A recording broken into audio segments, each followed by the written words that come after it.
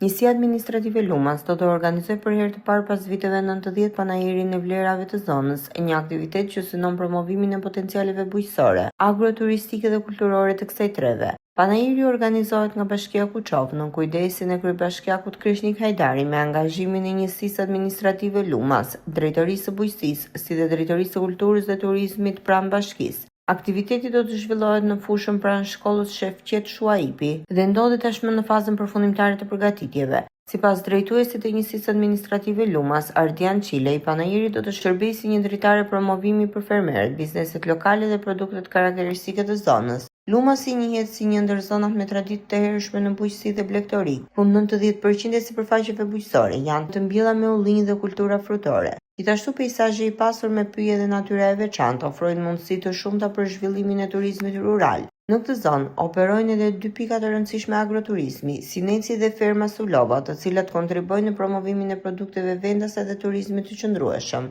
Organizatorët u bëjnë thirrje banorëve, fermerëve dhe bizneseve të zonës të bëhen pjesë e këtij panajiri, duke promovuar vlerat e Lumasit, traditën e kultivimit të ullirit dhe prodhimin e vajit bio, si pasuri të rëndësishme të kësaj treve me histori dhe identitet të veçantë.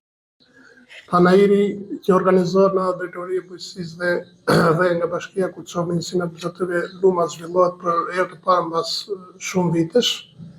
Ne si traditë kemi patur një panajir para viteve 90 që bëjmë në korrik të çdo viti.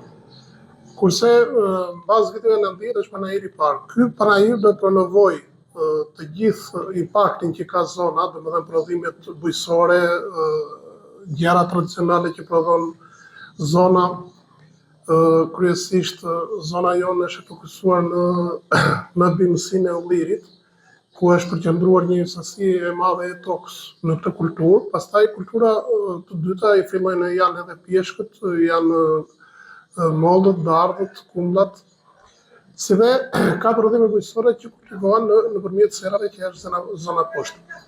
Në këtë panajir, përveç këtyre, në këtë panajir do promovohen edhe gjëra tradicionale që artikulon zona. Domethënë, familjet fermere prodhojnë në mënyrë artizanale komposto, turshi, që i prodhojnë për familjet e tyre.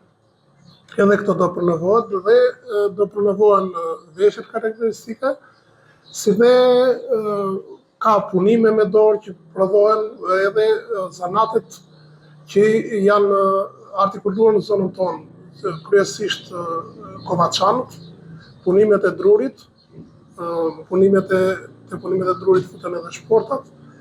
Ndërkohë do promovohen prodhimet bujqësore dhe pijet alkolike që prodhohen nga zona.